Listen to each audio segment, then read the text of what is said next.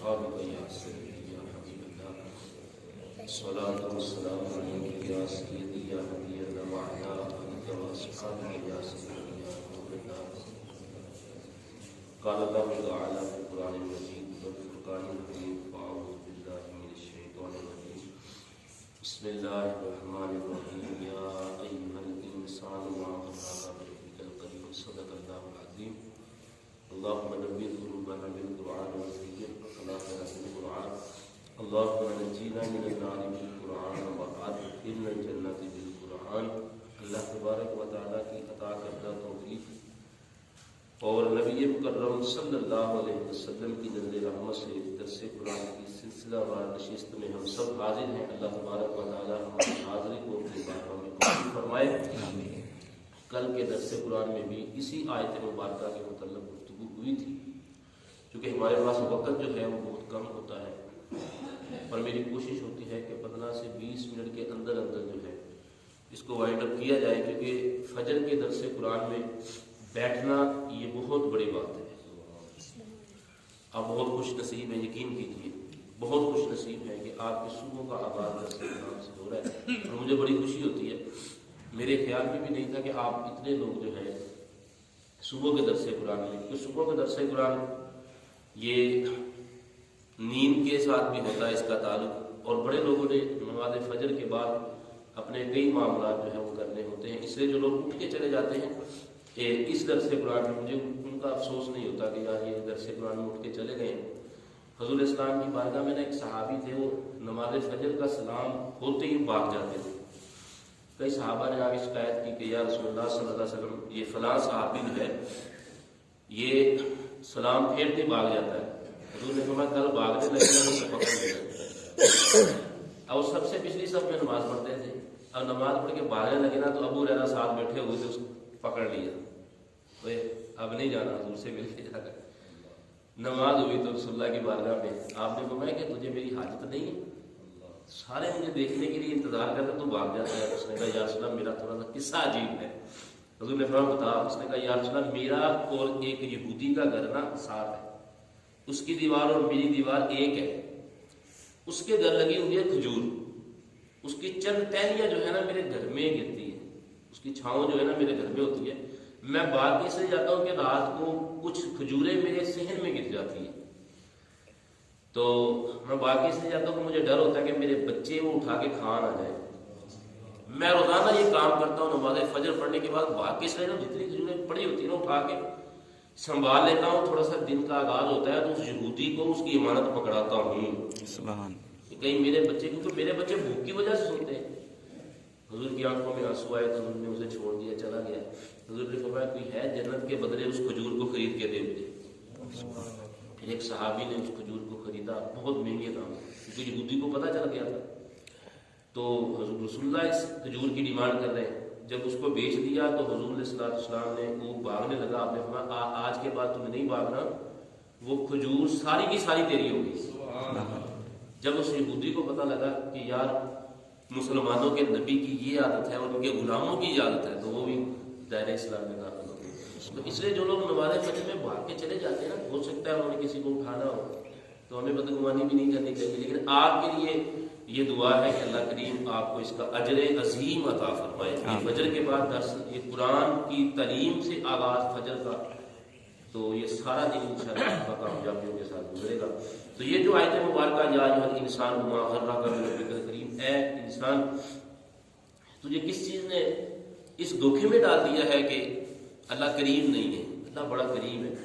وہ جو کل ایک حدیث مبارکہ پینڈنگ رہ گئی تھی کہ رسول اللہ صلی اللہ علیہ وسلم بیت اللہ کا طواف کر رہے ہیں اور ایک شخص یا کریم یا کریم یا کریم پڑھ رہا ہے. اب حضور بھی اس کے پیچھے نا اس کی نقل اتارے، یا کریم یا کریم یا کریم. اس نے پیچھے پلٹ کے دیکھا، تو اس نے پلٹ کے جب دیکھا نا حضور کو، اس نے کہا کہ جی تو ایڈا سونا نہ ہونا. حضور کو جب دیکھا نا اس نے کہا جی تو ایڈا سونا نہ ہوتا، تیری شکایت میں اپنے نبی نہ لا دیں. آپ نے پوچھا تو نے اپنے نبی کو دیکھا ہے؟ اس نے کہا نہیں نبی کو تو نہیں دیکھا، لیکن مجھے پتا ہے کہ سونا وہ بھی بڑا راج کے. تو حضور نے فرمایا کہ میں ہی تیرا نبی. اب اس کی آنکھوں میں آنسو ہے، بلک رہا ہے، قدموں میں گر گیا، یا رسول اللہ غلطی ہو گئی. حضور نے فرمایا کوئی بات نہیں، تجھے پتا نہیں تھا. اتنے میں جبریل آتے اور جبریل آ کہتے یا رسول اللہ اس بندے سے کہہ دیں کہ اللہ فرما رہا ہے کہ میں نے تیرا حساب لینا ہے. اب جو رسول اللہ نے فرمایا کہ اللہ کا پیغام ہے تیرے لیے کہ اللہ نے تیرا حساب لینا ہے, یہ عیسائیت مبارکہ کے تحت دیکھیے. اس نے کہا اچھا اللہ نے میرا حساب لینا ہے, ٹھیک ہے پھر اللہ کو بھی پیغام دے دے. اب وہ اپنے نبی سے کہہ رہا ہے کہ یا سنا اب اللہ کو بھی پیغام دے دے کہ اگر اللہ نے میرا حساب لینا ہے نا تو میں نے بھی اللہ کا حساب لینا ہے. حضور نے جبریل سے نہیں یہ کہا کہ اللہ سے حساب لینا ہے, اب آنکھوں میں آنسو ہے. تو اس نے کہا کہ رسول اللہ نے کہا کہ تو نے اللہ سے کس چیز کا حساب لینا ہے؟ تو اس نے کہا میرے تو اپنے رب سے پوچھنا ہے میرے محبوب کہ اللہ نے مجھ سے کس چیز کا حساب لینا ہے. جبریل کو پیغام دیا, جبریل واپس آیا کہنے لگا یا رسول اللہ اللہ فرما رہا ہے کہ میں نے اس کی خطاؤں کا اور اس کے گناہوں کا حساب لینا ہے. جب رسول اللہ نے فرمایا کہ اللہ نے تجھ سے تیری غلطیوں کا حساب لینا ہے تو اب تو بتا تو نے کس چیز کا حساب لینا ہے؟ تو اس نے کہا کہ یا رسول اللہ پھر اللہ کو پیغام دے دیجیے اگر اس نے میرے گناہوں کا حساب لینا نا میں نے اس کی رحمت کا حساب لینا ہے. حضور کی آنکھوں میں آنسو چھم چھم برس رہے ہیں. جبریل واپس آئے اور کہنے لگے اللہ فرما رہا ہے کہ تو ساڈا حساب نہ لے, ایسے تیرا حساب نہیں لینا. اللہ کی رحمت, اللہ کے ساتھ کنیکٹ ہونے کے لیے جب بندہ بےتاب ہوتا ہے نا, اللہ یہ دیکھیں نا اتنا بڑا سکون, اتنی بڑی اس آیت میں بندے کے لیے نرمی, اتنی بندے کو حوصلہ ہوتا ہے کہ اے انسان, یا کافروں کو بھی مخاطب ہے, ہندوؤں کو بھی مخاطب ہے, پوری کائنات کے انسانوں کو مخاطب ہے. یا ایھا الانسان, اپنا تقیہ کلام بدل لیا, یا ایھا المسلمون یا ایھا المومنون, نہیں یا ایھا الکافرون نہیں, یا ایھا الانسان, جسے میں نے انسان بنا دیا, ما غرہ کا, واپس آ جائے, میری رحمت سے نا امید نہ ہو, میری بارگاہ میں پلٹ کے آ جائے. بربک الکریم, جب بھی میری بارگاہ میں آئے گا مجھے کریم ہی پائے گا. ایک شخص آیا مسجد نبوی میں, رسول اللہ صلی اللہ علیہ وسلم اس کو دیکھ رہے ہیں, اس نے نماز پڑھی, نماز پڑھنے کے بعد چند کلمات پڑھے اور اللہ کی بارگاہ میں حمد کی اور دعا کی. رسول اللہ صحابہ کے ساتھ بیٹھے ہوئے فرما رہے ہیں کہ یہ جو بھی دعا مانگے گا اللہ قبول کرے گا. صحابہ نے پوچھا یا رسول اللہ آپ کو کیسے پتا چلا؟ حضور نے فرمایا کہ اس نے دعا مانگنے سے پہلے کلمات ایسے کہے, ایسے کلمات کہہ دیے ہیں کہ اللہ کو اس کی دعا قبول کرنی پڑے گی, اس کی دعا رد نہیں ہوگی. یا رسول اللہ اس نے دعا میں کیا الفاظ کہہ دیے؟ اور رسول اللہ نے پھر صحابہ سے کہا کہ جو شخص یہ الفاظ کہے کہ اللہ سے جو بھی مانگے گا اللہ اس کی دعا رد نہیں کرے گا, اس کی دعا قبول ہوگی, ہر حال میں دعا قبول ہوگی. وہ دعا کلمات کیا تھے؟ یہ اللہ سے, جب اللہ خود فرماتا ہے کہ مجھ سے جس طرح کا گمان رکھو گے نا میں تمہیں اسی طرح کے گمان کے ساتھ مخاطب کر کے ملوں گا.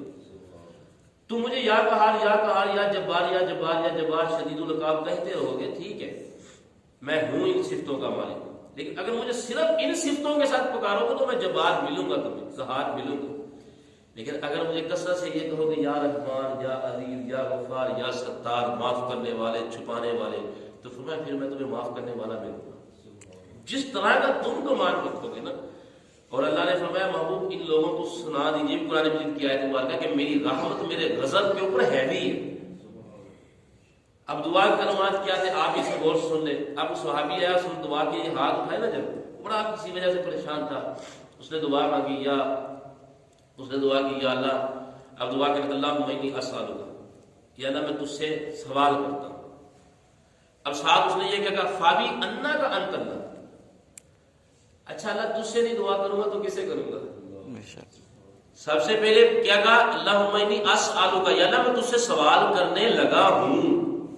ساتھ الفاظ فابی انا کا انت اللہ, یا اللہ مجھے بتا کہ تیرے علاوہ ہے کون؟ تو میرا رب ہے, انت اللہ تو میرا رب ہے, لا الہ الا انت, اے اللہ تیرے علاوہ کوئی نہیں ہے جو میرا ہے. پھر صحابی نے دعا کی تو حضور فرماتے ہیں کہ اس کی دعا پہ اللہ تعالیٰ کو اتنی خوشی ہوئی. دیکھو نا بندہ اب دعا مانگتے ہوئے مطلب کہ یا اللہ تو بڑا ہی کریم ہے, تو بڑا رحیم ہے, تو بڑا ہی بانٹنے والا ہے, تیرا تو جواب ہی کوئی نہیں مالک. تو میں تیرا مجرم ہوں, ایک شخص خانہ کعبے کے سامنے کھڑا ہے, حضور اس کے پیچھے کھڑے ہوئے, وہ اللہ سے دعا پتہ کس انداز سے مانگ رہا ہے کہ یا اللہ دیکھ. اب یہ ایک صحابی ہے اور بیت اللہ کے سامنے ہے اور اللہ سے دعا کیا کر رہا ہے کہ یا اللہ دیکھ مجھے معاف کر دے گا, اس میں تیرا فائدہ ہے. اللہ کو کہہ رہا ہے کہ اس میں تیرا فائدہ ہے اگر تو مجھے معاف کر دے گا, اگر تو مجھے معاف نہیں نہ کرے گا اس میں تیرا ہی نقصان ہے. اب اللہ کا نقصان کیا ہو سکتا ہے؟ تو حضور پریشان ہو گئے, بھائی یہ کیا مانگ رہا ہے. ساتھ اس نے پتہ کیا کہا, یا اللہ دیکھ تو مجھے معاف کر دے گا نا تو تیرا فائدہ اس طرح ہے کہ تو مجھے معاف کر دے گا. تو شیطان جو ہے ظاہر بات ہے مجھے ناکام کرنے کے لیے پریشان ہو رہا ہے. وہ جب تو مجھے معاف کر دینا میرے گناہوں کو، یا اللہ شیطان ناکام ہو جائے گا. اب میں جنت میں چلا جاؤں گا، شیطان کو کتنی تکلیف ہوگی. تو ظاہر بات ہے تیرے دشمن کو تکلیف ہوگی تو تجھے خوشی ہوگی نا. یا اللہ اگر تم نے مجھے معاف نہ کیا تو میں جہنم میں چلا جاؤں گا.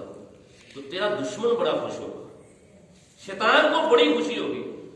تو جب شیطان کو خوشی ہوگی یا اللہ پھر تیرا نقصان. رسول اللہ فرمانے لگے بندے اللہ تعالیٰ نے تیرے سارے گناہ معاف کر دیے ہوئے. سبحان اللہ سے ایسے مانگنا ہے وہ یار اللہ سے بڑی ہمارے پاس کوئی طاقت بھی نہیں ہے. مومن کا احتیاط دعا کیوں کہا ہے کہ جب بندہ دعا مانگے نا اس تسلی سے. میری ہمارا جو سلسلہ وار حدیث پاک ہے نا، میں نے آپ سے کہا تھا کہ ڈیلی روزانہ فجر سے پہلے میں نے ایک حدیث سینڈ کرنی ہوتی ہے، تقریباً 2.5-3 لاکھ بندوں کو جاتی ہے. آگے وہ 3-2.5 لاکھ بندوں کو پتہ نہیں کون کون آگے کرتا ہے. اور صبح کو حدیث نہ پہنچے تو مجھے کالیں آنی شروع ہو جاتی ہیں، بھائی ہم نے آگے فارورڈ کر.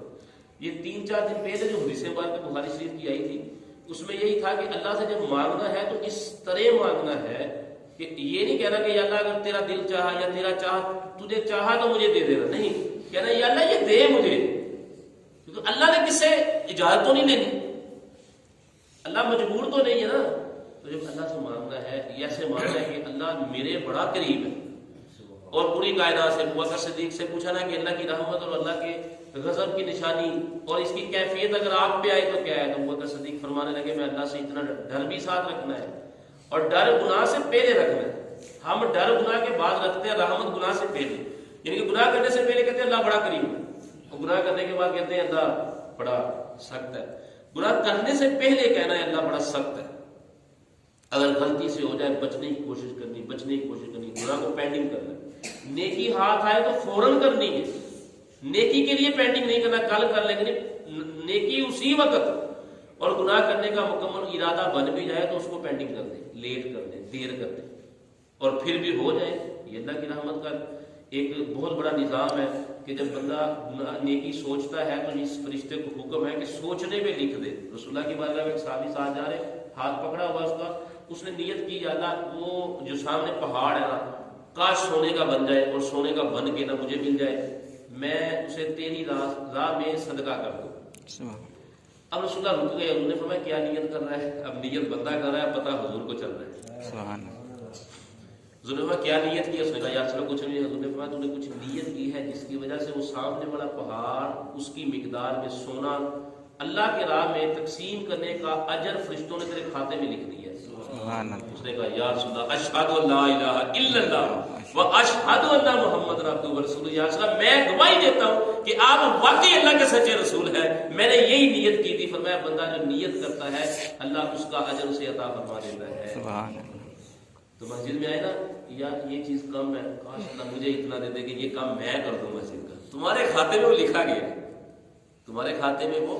اب نیکی کا اور گناہوں کا حال کیا ہے کہ بندہ ارادہ کر لیتا ہے، قریب چلا جاتا ہے، حتیٰ کہ حدیث کے الفاظ یہ ہے کہ بندہ وہ گناہ کر بھی لیتا ہے، فرشتے نہیں لکھتے.